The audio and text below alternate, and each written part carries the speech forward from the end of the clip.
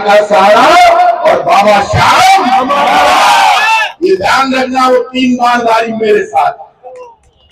ये जो लोग चुनौती दे रहे हैं, मेरे से कहा, मेरा कोई वीडियो वायरल हो गया, मेरे से पूछा, उस दिन मैं अकेला बैठा था, मैंने कहा प्रताप सिंह अकेला नहीं, ना पैसा है ना धेला है, प्रताप सिंह अकेला। मेरे पास लोगों के फोन आए तो प्रताप सिंह जब कॉलेज यूनिवर्सिटी में पढ़ता था, स्कूल में पढ़ता था, आप जयपुर के बेटे हो, हम आपके दोस्त हैं, पैसा भी होगा, धेला भी होगा, और प्रताप सिंह अकेला नहीं होगा, पूरे जयपुर का मेला भी होगा, पूरा जयपुर आपका साथ देगा। ये भरोसा जब लोगों का मिलने लगा तो मेरी ताकत भी बढ़ने लगी। मैं आज आपसे कह रहा हूं, राजस्थान की भजनलाल सरकार पिछले 3 महीने से हनीमून मना रही है। राजस्थान का मुख्यमंत्री पहली बार हेलीकॉप्टर में बैठकर खुश हो रहा है। सुबह हेलीकॉप्टर में चढ़ता है, शाम को हेलीकॉप्टर से उतरता है, पूरे दिन हेलीकॉप्टर में ऊपर ऊपर घूमता है। काका जी नीचे उतर, ऊपर ऊपर किया सरकार संभाले लो यार, इतने छोटे खाया करेंगे। बच्चे को कार मिल जाए तो बच्चा दिन भर कार में घूमता है। आप तो भजनलाल जी मेरे से बड़े हैं उम्र में, आपको उड़न खटोला मिल गया राजस्थान की सरकार का। अशोक गहलोत का साम्राज्य, प्रताप सिंह और कांग्रेस का साम्राज्य, हमारा साम्राज्य तो लुट गया, मान गया, लेकिन हम इस उड़न खटोले में दिन भर नहीं घूमते थे भाई साहब। इसको पीटी को नहीं छोड़े, धुआं फेंकवा लागी और राजस्थान की सरकार के हेलीकॉप्टर पड़ा तो धुआं बनी ने कोई हाल तक नहीं किया। हम मैं राजस्थान के लोगों से कहूंगा कि दिन भर हेलीकॉप्टर में घूमते हैं, जमीन पर उतरने का नाम नहीं ले रहे। और मेरी खुली चुनौती है, मैं जयपुर के सांसद प्रत्याशी से नाम वापस लेने को तैयार हूं। मुझे राजस्थान के मुख्यमंत्री भजनलाल जी 3 पैसे का टेंडर बताओ जो 3 महीने में आपने किया है, मैं नाम वापस ले लूंगा। 3 पैसे का टेंडर बताना पड़ेगा। देश का मीडिया मुझे भी सुनता है, सोशल मीडिया में लोगों का प्यार मुझे भी मिलता है। इनकम टैक्स ईडी और सीबीआई को पता चलना चाहिए, देश तिरंगे के साथ खड़ा है। कांग्रेस के खाते सीज कर सकते हो, लेकिन कांग्रेस के कार्यकर्ता का जज्बा खत्म नहीं कर सकते। यदि हम जीतेंगे तभी तो मोदी जी और अमित शाह जी को ये राजस्थान बीजेपी के नेता कहेंगे कि साहब 3 महीना मांगी चाली करूं। आपने कहा सीएसटी चलेगी, तो सीएसटी चल रही थी, आपने हमारी चलने नहीं दी तो वोट कहां से लाते? इन पे दया करो, राजस्थान की 25 सीटों पर बीजेपी को हराओ, जिससे भजनलाल सरकार की चाल चल सके। नहीं तो भजनलाल सरकार फेल है 5 साल तक, इसलिए क्योंकि रिमोट कंट्रोल की सरकार। सही कहा था मोरिया, तो बोल गया, अब पीटर उड़ेगा, सुन लीजिए मैं था मैं आज गारंटी दे। मोरिया तो बोल गया, पीटर उड़ेगा, पीटर उड़ेगा, तो आप सुन लीजिए, बीजेपी कार्यालय में तो डर आ गया, पीटर जब उड़ेगा तो कांग्रेस की चाल चलेगी और राजस्थान में कांग्रेस बहुमत लेकर आएगी लोकसभा चुनाव। ये जो एजेंसियां दादागिरी कर रही है, अब आपकी जिम्मेदारी क्या है? आप लोगों से बड़ी सीरियस बात कर रहा हूं, कांग्रेस के खाते सीज हो गए, आप खुद अखबारों में पढ़ रहे हो, पैसे नहीं है। 1300 करोड़ रुपए या 1800 करोड़ रुपए अभी का क्या मांग रही है? 1870 करोड़ रुपए अमीन भाई कह रहे हैं। इनकम टैक्स राहुल गांधी से मांग रहा है। वो राहुल गांधी जब स्कूल में पढ़ता था तो इंदिरा जी के गोलियां लगी, खून की नदी बह गई, स्कूल से भाग कर आया तो दादी की लाश देखी। वो राहुल गांधी कॉलेज में आया तो बाप की लाश देखी।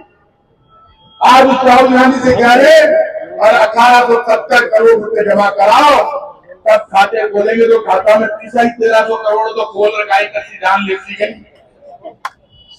1300 करोड़ रुपए खाते में, 500 करोड़ मुस्लिम कांग्रेस ने 1800 करोड़ ये मांग रहे हैं, हमारे पास पैसे नहीं। इस बार मेरी सरकार ऐसी होनी चाहिए कि जब भूख और गरीबी की आवाज नहीं आए। इस बार केंद्र में मेरी सरकार ऐसी होनी चाहिए जहां पर रोटी के लिए बिल बिलाना नहीं पड़े। इस बार मेरी सरकार ऐसी होनी चाहिए जहां हर 1 घंटे में 4 नौजवान को आत्महत्या नहीं करनी पड़े। इस बार मेरी सरकार ऐसी होनी चाहिए जो इस तरह की भाषा को काम में नहीं ले कि हिंदू मुसलमान सिख ईसाई आपस में टकराए, जो इस तरह की बात नहीं करे कि धर्म के नाम पर टकराव पैदा हो। इस बार मेरी सरकार ऐसी होनी चाहिए जहां पूरा हिंदुस्तान एक मंच पर खड़ा होकर ये बोले मैं रहूं या नहीं रहूं, लेकिन मेरा हिंदुस्तान रहना चाहिए।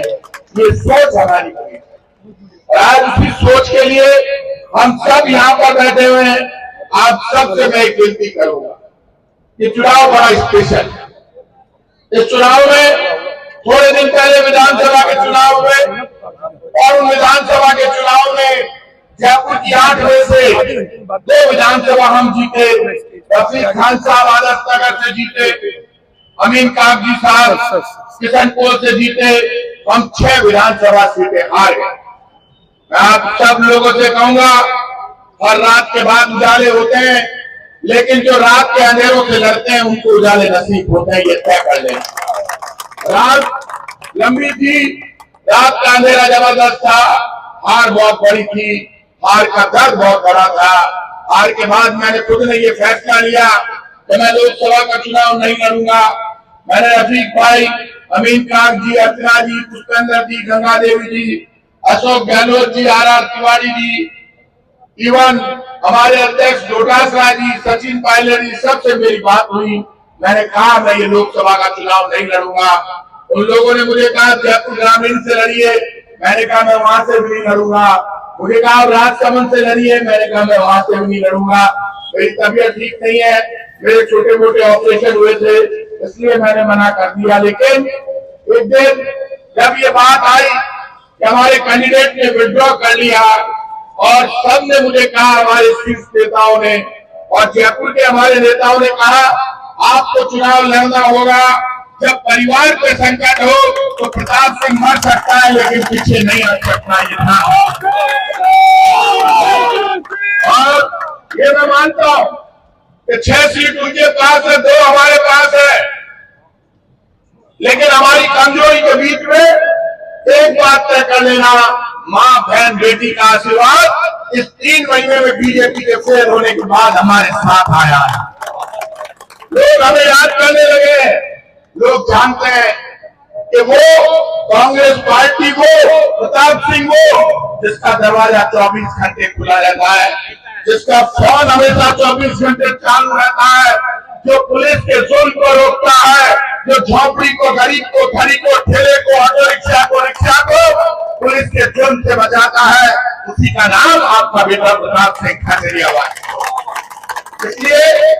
इसलिए ये कहना, बीजेपी के लोगों ने कहा कि हम प्रताप सिंह को हल्दी घाटी याद दिला देंगे। बिल्कुल आप याद दिला सकते हैं, लेकिन जिस तरह की आपकी भाषा है, आप जिस तरह की गलत भाषा का प्रयोग कर रहे हैं, वो भाषा हिंदुस्तान के इतिहास का अपमान करती है। बीजेपी के लोगों, हिंदुस्तान के इतिहास को चुनौती दोगे, हल्दी घाटी को चुनौती दोगे, तो ये हिंदुस्तान का नौजवान आपको छोड़ेगा नहीं, आपको माफ नहीं करेगा। आपके एक शब्द मेरा बता दो मैंने किसी के लिए गलत कहा हो। मैंने आज तक किसी बीजेपी के नेता के लिए एक शब्द गलत नहीं बोला। सारे दिन कोई कह रहा है प्रताप का ताप हमने मिटा दिया। अरे अपने घर में अपने ताप को संभाल यार, वो खराब पड़ा है।